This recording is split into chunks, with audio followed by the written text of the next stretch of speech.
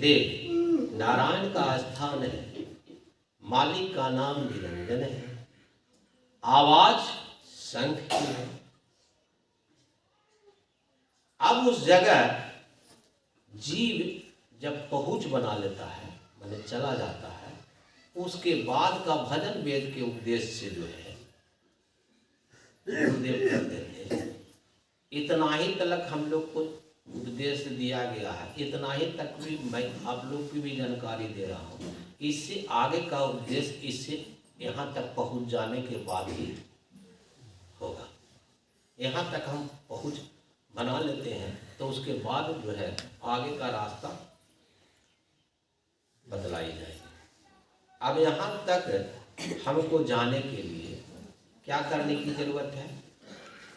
तो भोजन करने के 2 घंटा पहले, आज चाहे 2 घंटा के फिर बाद, अब भोजन कर लिए, तब भोजन के पहले अगर कर लेते तो ठीक था, लेकिन भोजन अगर कर लिया तो 2 घंटा के बाद फिर सुबह और शाम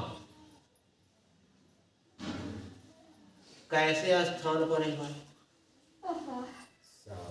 तो अथ योगा अनुशासनम, योग में बैठे तब कौन?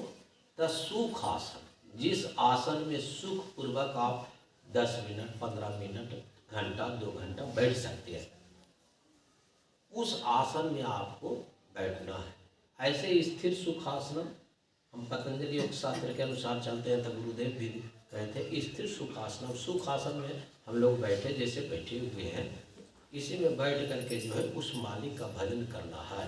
स्थान एकांत जहाँ लोगों की आवाज आती नहीं हो, ठीक है। दूसरा चीज है, इस सुमरन को हमको करना किस समय में? ज्ञान गुदड़ी पढ़े प्रभाता, 3 बजे से 6 के बीच ब्रह्म बेला कही गई है। शास्त्र के अनुसार जो है ब्रह्म बेला कहा गया। अब उस ब्रह्म बेला में उठना, दैनंदिन क्रिया कर्म कर करके हमको सुमरन पर बैठ जाना है।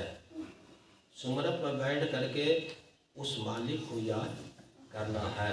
कौन मालिक को याद करना है? हम प्रश्न कौन दिए थे, कौन मालिक को याद करना है? किसको याद करना है जी? अभी हम बोल गए हैं, किसको याद करना है?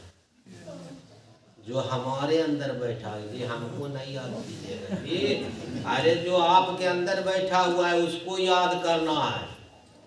मालिक ने बताया गुरु का ठाम, जो उस गुरु का स्थान जो है उसको याद करना है, हमको नहीं याद करना है।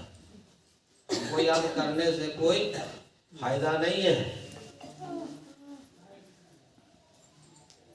तो ज्ञान गुदड़ी पढ़े प्रभाता, जन्म जन्म के पातक घाता, या जन्म जन्मांतर के पाप को आपको काट करेगा। ज्ञान गुदड़ी पढ़े मध्याह्न, मध्याह्न समय माने दोपहर के समय में अगर फुर्सत है आपको तो दोपहर में भी इस सुमरन को आप कर सकते हैं। ज्ञान गुदड़ी पढ़े मध्याह्न, सोनर पावे पद निवाना, संध्या सुमरन जो नर करे, कहे कबीर भवसागर करे। संध्या सुमरन सुबह दोपहर शाम, ये जो तीनों समय करता है इस भव सागर से तर जाता है। भव सागर माने भय देने वाला, अभव सागर से पार माने निर्भयता को देने वाला। भाव सागर के मतलब लोग समझ लेते हैं ना क्या, कि भाव सागर जैसा सागर हम देखते हैं ना, वहाँ अथाह पानी होगा जहाँ डूब के मर जाएंगे, इसी को भाव सागर लोग समझते हैं। अरे भाव सागर का मतलब होता है जिसमें हम डूबे हुए हैं। टकोची में डूबे हुए, विषय रूपी जल में हम लोग क्या है, डुबकी लगा रहे हैं, या भाव में है। अब उसमें जो है निकलना चाहते हैं उससे, तब विषय को हमको क्या करना पड़ेगा, छोड़ना पड़ेगा। अब विषय को छोड़ने में भय लग रहा है कि बाप रे बाप देवी देवताओं का नहीं पूज भी तक की होती। ये भाई क्या है? ये भाई है कि नहीं? कितना बड़ा भाई है? ना पूजबे तो ना जाने की हो जाए। तो ये भाई का कारण है ना भाई। तो कहते हैं भाई जब तक रहेगा आप पार नहीं कर सकते। समाज का भय, परिवार का भय, देवी देवता का भय, राष्ट्र का भय, ब्रह्मांड का भय, ये सब जब तक बना हुआ रहेगा भाव सागर पार उतर सकते नहीं है। जो भाव सागर मतलब उतरने का मतलब होता है निर्भयता। एकदम निर्भय पद में चले गए, किसी प्रकार का डर, जा मरने से जग डरे मोरे मन आनंद, कब मरियों कब पाइयों पूरन परमा। जब मरने से ही हम डरेंगे भैया के उपदेश है तो जे दूसरा जीता है मारे के उपदेश में आगे लगा मारे बिना तुम छूटो ना, बिना मरने छूटे वाला नहीं है, मरना ही पड़ेगा। अब मरने के लिए यहाँ जीने के लिए आए थे, आया लोग बता रहे कि भाई मरने मरने का माने जा मरने से जग डरे मोरे मन आनंद। कबीर साहब कहते हैं कब मरी हम कब पायूं, हे प्रभु मैं कब मरूंगा। ये मरने के लिए सुमरन है न कि जीने के लिए सुमरन है। मरने के लिए सुमरन दिया गया है। हम अगर मर गए और मर करके देख लिए इस सुमरन का आपको जो है फल मिल गया। चारों फल एक साथ एक के साथ मिल गया। तो यह जो मुकाम है हासिल करने के लिए ही हमें सुमरन का उपदेश दिया गया। तो संध्या सुमरन जो नर कहीं कहीं कबीर भव सागर तर। यह भव सागर से तरने वाला उपदेश यह दिया जा रहा है। इस भव सागर से तरना चाहते हैं तब तो यह उपदेश आपके लिए कारगर होगा। अगर भव सागर में गिरना ही आपको अच्छा लगता है तो फिर यह उपदेश आप लोग के लिए नहीं है। ये भव सागर से तरने का लिए है ना कि यहाँ रहने के लिए। तरने का मतलब यह शरीर छोड़ू और शरीर को पकड़ू, छोड़ू और पकड़ू, छोड़ू और पकड़ू। जैसे हम लोग दिन रात करते हैं ही, इसको पकड़ते हैं, इसको छोड़ते हैं, छोड़ते हैं, पकड़ते हैं। कैसे छोड़ते हैं पकड़ते हैं ये आप ही सब समझते हैं। ये सब जानता है, कोई ऐसा जीव नहीं कि नहीं जानता है। कौन नहीं सोता है बताइए? सभी जीव सोता है कि नहीं? सोता है ना जी। तो सोने का जो अवस्था है उसे सुसुप्ति कहा जाता है। तो सुसुप्ति अवस्था में भान किसी का रहता है कि शरीर कौन, हम कहाँ हैं, कुछ याद रहता है? स्वप्न तलक तो याद रहता है, लेकिन सुसुप्ति एक ऐसी अवस्था है जिसमें जीव को याद नहीं रहता है। जब उठता है तो कहता है आज मैंने खूब सोया, ये अनुभव करता है। लेकिन कहाँ थे यह ज्ञान उस जीव को? वही सुसुप्ति अवस्था को हमें तोड़ धरना है, वही सुसुप्ति अवस्था को हमें जागृत अवस्था में लाना है। इसी का नाम सुमरन है। उस परम पिता परमात्मा जो मेरे अंदर बैठा है, किसी और के नहीं। मोह को कहां ढूंढे बंदे, मैं तो तेरे पास में। हमारे जो है राधा स्वामी जी ने क्या खोज री पिया को निज घट में। जो तू पिया से मिलना चाहो तो भटको ना जग में। खोज री पिया को, किसी और घट में हमको खोजने की जरूरत नहीं है, अपने घट में। तो अपने घट में हमको खोजना है तो हमारे घट में वह पिया रूपी परमात्मा बैठे हुए हैं। तो हमको प्रेम करना है तो किससे करना है? किसी और से। हमको प्रेम भी करना है तो उसी पिया से करना है। उस पिया से हम प्रेम करना शुरू करेंगे तब पिया भी आपसे प्रेम करना शुरू करेंगे। आप कीजिएगा एक पग आगे तो 10 देगा आकर के आपको प्रेम करेंगे। आप प्रेम निछावर कीजिएगा एक आना तो 16 आना आपको कर देंगे। ऐसा प्रीतम, ऐसे मालिक कहाँ मिलेंगे? जो आप एक डेग बढ़ते तो 10 डेग ले लेने के लिए दौड़ जाते हैं। ऐसे मालिक कहाँ मिलेंगे? ऐसा जो देवता है वो कहाँ मिलेगा? प्रयागराज में स्नान करने के लोग गए, सब जुटान हो गया। 144 वर्षों के बाद यह प्रयाग का माने जो है स्नान हो रहा है। लगता है 144 वर्ष जो है उसमें कोई स्नान किया ही नहीं होगा, लेकिन अबर का जो आया 144 वर्षों बाद आया। यह स्नान में जितना पाप करके गया होगा सबको धुल गया होगा।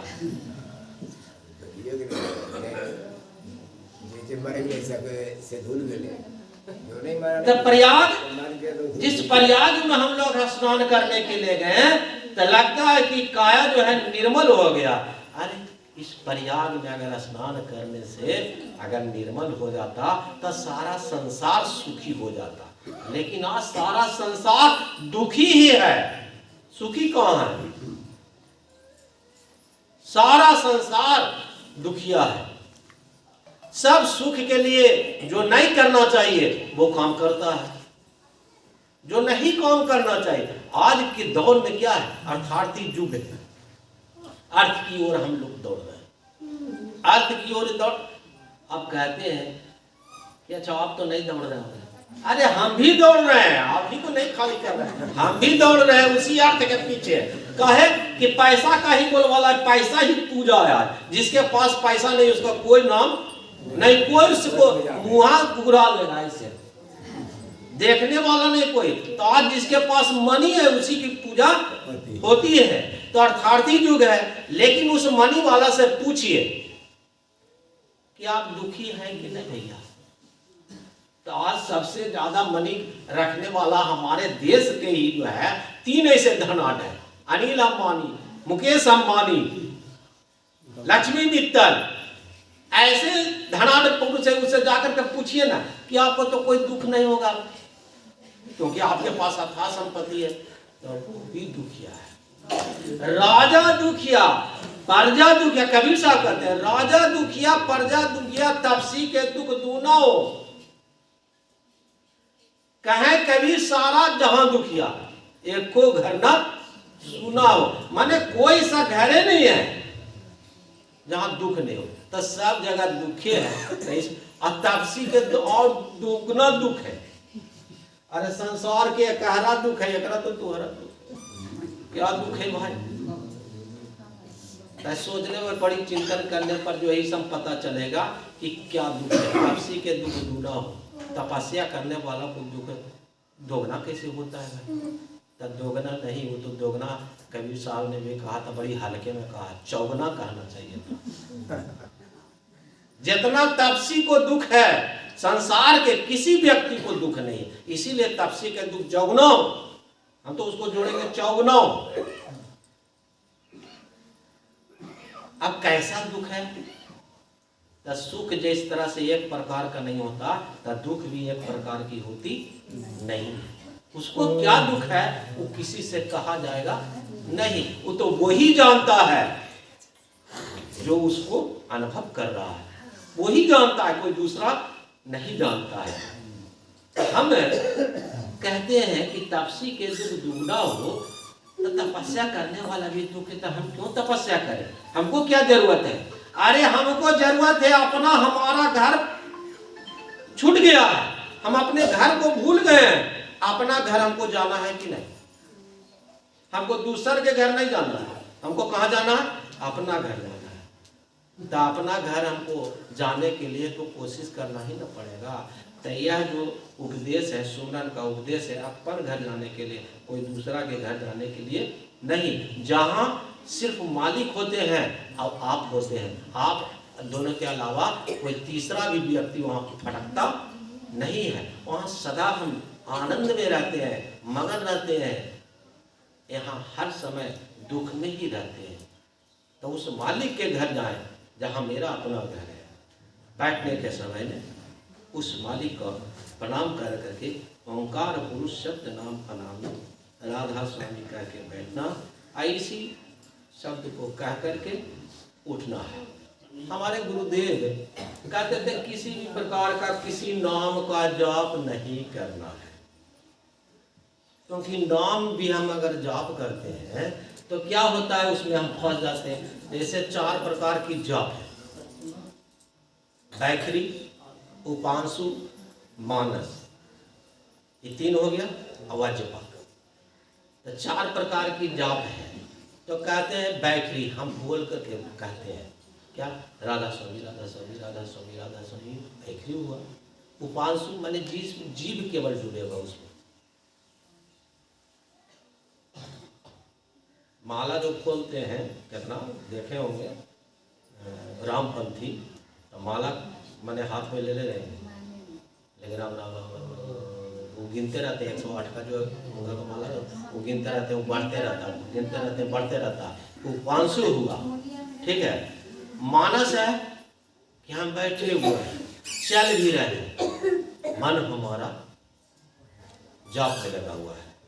तो एक नाम हमारे व्यास मत से संबंध रखने वाले 5 नाम का उपदेश वहां होता है।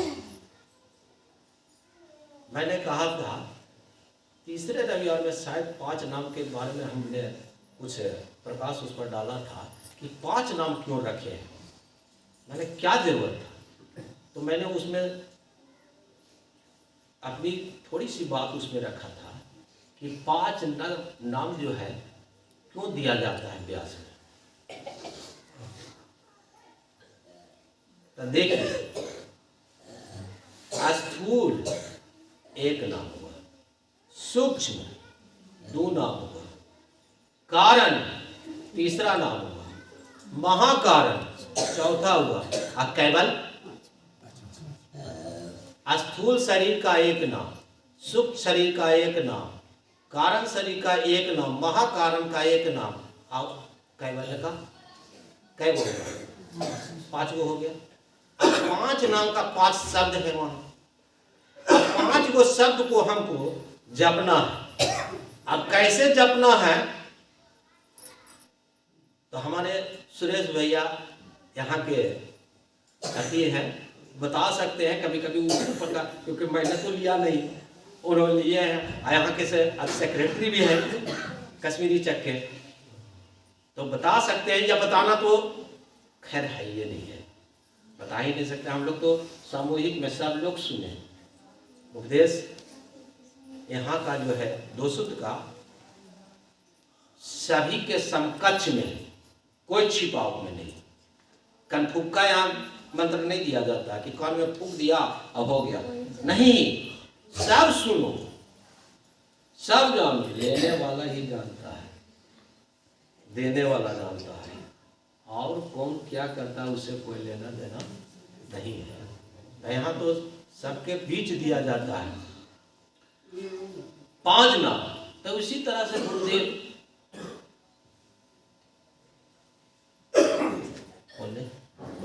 जी हो गया जी, एक सवाल है। अच्छा ठीक, 1 मिनट अभी तैयारी है। अच्छा ठीक है कि डी सरकार का उपदेश के दरमियान जब हमको दिया गया था उपदेश, उस समय कोई नाम का जाप करने के लिए हमें नहीं दिया गया। ना हमको बैखरी बोलना है, ना उपांशु बोलना है, ना मानस बोलना है, कोई नहीं बोलना है। लेकिन हमारे 200 सरकार का उपदेश होता था, हमारे संजू भैया का उपदेश हुआ होगा, तो जरूर जो मैं बोलूँगा उसमें सच्चाई है कि नहीं है ये बोलेंगे। 200 सरकार के उपदेश में मन के जवान से राधा स्वामी जी, संजू भैया ये बात सही है। मन के जवान से राधा स्वामी बोलना है। तो 200 सरकार का उपदेश मन के जवान से राधा स्वामी है। इस पर मैंने बहुत जो है रिसर्च किया। मन के जवान से 200 सरकार का उपदेश राधा स्वामी है, डी सरकार का, इस पर क्या रिसर्च है उसको भी मैंने किया है। तो मन के जवान से माने मन हमारा विषयागामी होते रहता है। माने जब आप बैठिएगा सुमिरन पर तो मन बिल्कुल जो है विषय में रमना, जिस विषय को आप नहीं चाहते हैं वो विषय आ जाता है। सुमिरने घड़ी याद आवेगा, ऐसे नहीं याद आता है।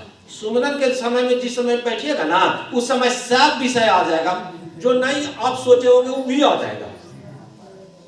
उस समय में मन के जवान से राधा स्वामी उस मालिक का नाम अगर हम लेते हैं, तब वह जो आ रहा है उस पर विराम लग जाएगा। जो आ रहा है उस पर विराम लग जाएगा, वो जहां है वही रुक जाएगा।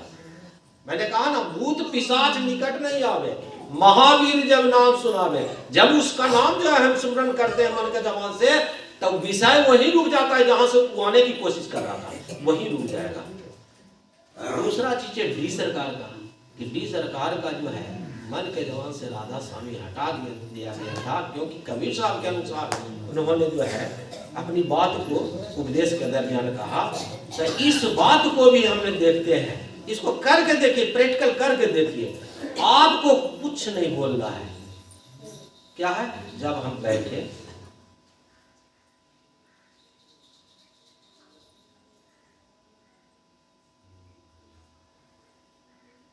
बैठ गए, अब उसको केवल क्या करना, सुनना है।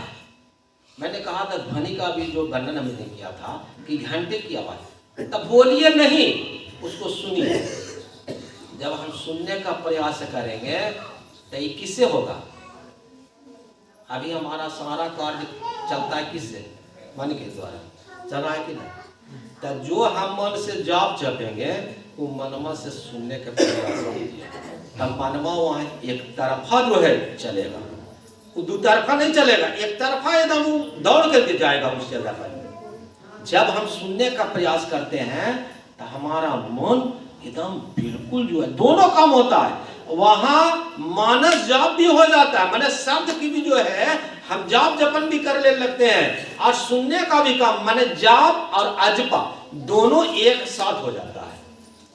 तो दोनों महापुरुष का जो उपदेश है उस पर बहुत रिसर्च कर करके मैं इस जगह पर पहुंचा हुआ हूं कि जब हम याद करते हैं तब बिल्कुल उसी शब्द को हमको कहना नहीं है,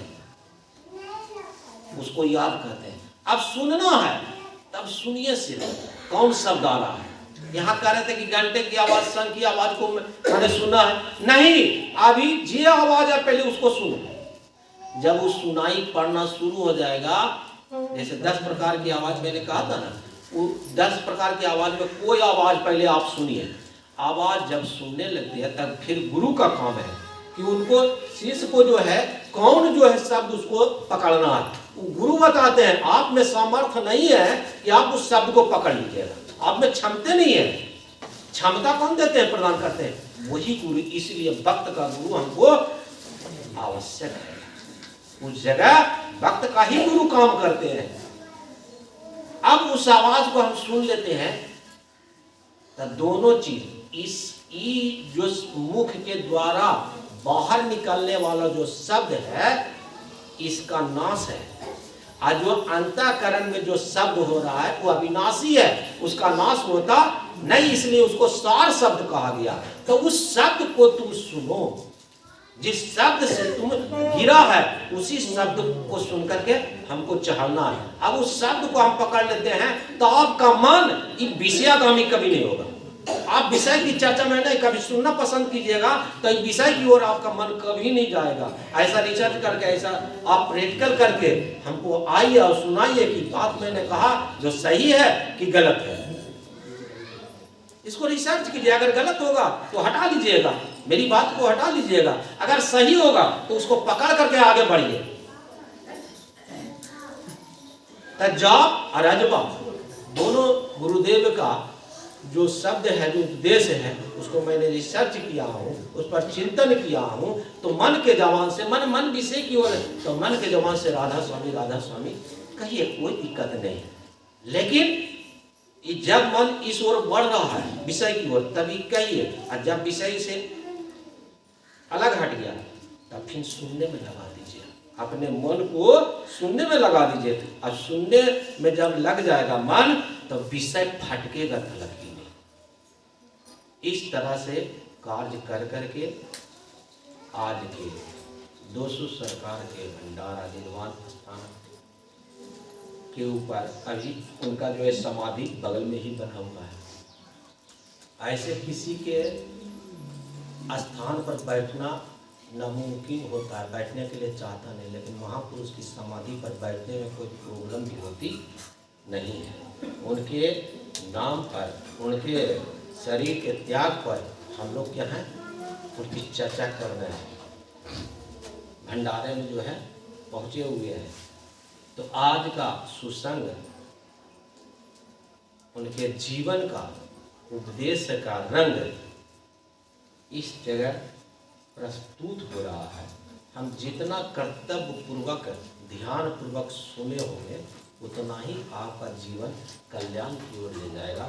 अगर मेरा मन इस जगह नहीं होगा तो जहाँ है वहीं जाएगा। तो जो ध्यान पूर्वक सुने होंगे वो बिल्कुल जो है करने का प्रयास, या करनी का अंग है ना ही बुद्धि विचार, कथ निचोड़ करनी करो तब पाओ कुछ सार। अपनी बात को यही विराम देता हूँ। राधा स्वामी, आपका प्रश्न कुछ है? आपको प्रश्न है कि बल्कि वो जो घंटा शंख का जब आवाज सुनना है तो एक काल का ध्वनि भी आता है, एक दयाल का। तो दयाल का के तरफ से ध्वनि आ रहा है, वो किस ओर से आएगा, उसको सुनना है कि काल वाला को जैसे छोड़ के चल रहा है? हमको तो ये नहीं पता है कि काल कौन है और दयाल है। नहीं, ऐसा कहती कि बल्कि ये दाया काल जो है, काल से जो आवाज आएगी वो बल दयाल का आता है। अब बाया काल से जो आवाज आता है वो काल का आएगा। जैसा ध्वनि आपको इधर से आएगा दयाल का, वैसा सेम ध्वनि बल काल का भी रहेगा। मैंने एक बात जी हम सुनाइए, ये बता रही आपकी बातों को ही मैंने प्रश्न का उत्तर दिया। पहले आप समझ नहीं पाए हो कि अंदर में जितनी भी शक्तियाँ हैं, जितना भी शब्द है, जीव के अंदर क्षमता नहीं है कि उसको सुन ले, जीव के अंदर क्षमता नहीं कि उसको प्राप्त कर ले। इसी का नाम भक्त गुरु है, जो उन्हें क्षमता देते हैं, क्षमता प्रदान करते हैं। उपदेश नहीं, विभूति होती है जो विभूति देते हैं, और उसी से उनके हृदय को मन जो है हृदयंगम करने की क्षमता आता, तब वह जाकर के करता है। दयाल की बात और काल की बात, काल और दयाल आप इतने जान लीजिए कि एक चंद्र नाड़ी और एक सूर्य नाड़ी, दो नाड़ी के बीच का जितना भी काम है वो दयाल और काल का है। अब बाकी जो ब्रह्म नाड़ी है वो ब्रह्म का काल, उसमें काल का जो है क्रिया जो है गौण पड़ जाता है। काल का पहुंच बंकनाल तलक है, लेकिन जब जीव गुरु के अनुसार उस स्थान तक जाता है तब काल व्यापेगा उस जीव को नहीं। अब बिना गुरु के अगर वहां हम जाना चाहते हैं तो कभी जा ही नहीं पाइएगा। क्यों? एक चीज नहीं, उस मार्ग में बहुत ऐसी शक्तियां हैं जो आपको विचलित कर देगा आगे जाने से। तो आप कहिएगा उसको काल नहीं, काल आपका दोस्त है। काल क्यों कहते हैं? काल आपका दोस्त है। हम एक बात इसके पहले रविवार में रखा, काल क्या है? देखिए कबीर साहब कैसे कहते हैं, पांचों कुतिया राम के करे भजन में भंग, ताको टुकड़ा डाल के तब करिए। इसको हटाया कौन? ये पांचों काल है, नाग है, फनफनाते रहता है। तो इसको जो है, जो खुराकी है देवो तना एकरा से निकल तू, एकरा खुराकी देते रहना है। अब केने हम पश्चिम दिशा है, केने दक्षिण दिशा है, तो दिशा के भी हम फार्मूला दे देते हैं। आपका पिंड से जो ब्रह्मांड के बीच का जो केंद्र बनता है, आंख के नीचे है पिंड, ठीक है, अब आंख के ऊपर है ब्रह्मांड। ये दिशाएं जो है यहाँ के बीच तक ही जो है आप दिशाएं कर रहे हैं।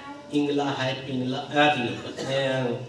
पूरब है, पश्चिम है, उत्तर है, दक्षिण है, ऊपर है, नीचे है, चारों कोना, ये 10 दिशाएं वो तलक है। उसके बाद दिशाएं रहित है। दिशा आपको पता चलेगा ताकि किस दिशा से कौन शब्द आ रहा है, इसका कौन ठिकाना, हम काला उसकी ओर दौड़ेंगे।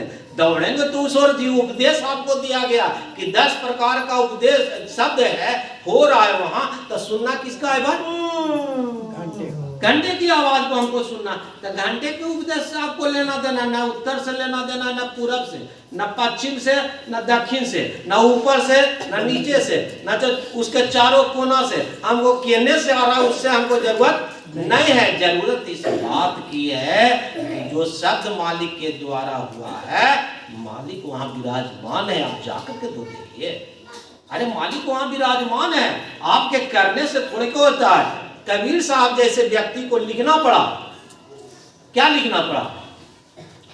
प्रथम बंदो सदगुरु चरण, मैं उस गुरु की चरण वंदना करता हूँ जिन्हें अगम गम लखाइया, ज्ञान दीप प्रकाश करी पटी खोली दरस दिखाइया, जेहि कारणे सिद्ध्या पचे। बड़े बड़े सिद्ध महात्मा जोगी बच गए, मिला नहीं, सो गुरु कृपा ते पाइया, अखत मूर्ति अमीय सूरति ताहि जाय समाई। यह गुरु कृपा है। गुरु कृपा प्राप्त करने के लिए क्या करना पड़ेगा वो आप समझिए कि हमको गुरु कृपा प्राप्त करने के लिए हमको कोई बताया नहीं है, हमको कोई समझाया नहीं है कि हमको गुरु कृपा प्राप्त करने के लिए क्या करना पड़ेगा। वो तो आपका अपना संस्कार होगा जो उस ओर ले जाएगा। बताने वाला तो बता देता है, उपदेश देने वाला तो दे देता है, करने वाला सोचे कि हम करेंगे तो हमें क्या मिलेगा, अब करेंगे तो किनके ऊपर रह करके करेंगे, तब यह प्राप्ति होगी। गुरु कृपा कोई साधारण सी बात नहीं है, साधारण शब्द नहीं है जो आराम से हम प्राप्त कर लेंगे। इसके लिए करोड़ों करोड़ों वर्ष जो है, हजारों हजार तपस्वी लोग तपस्या करते रह जाते हैं, फिर भी प्राप्त नहीं होती है। लेकिन कबीर साहब कहते हैं सो गुरु कृपा ते पाया।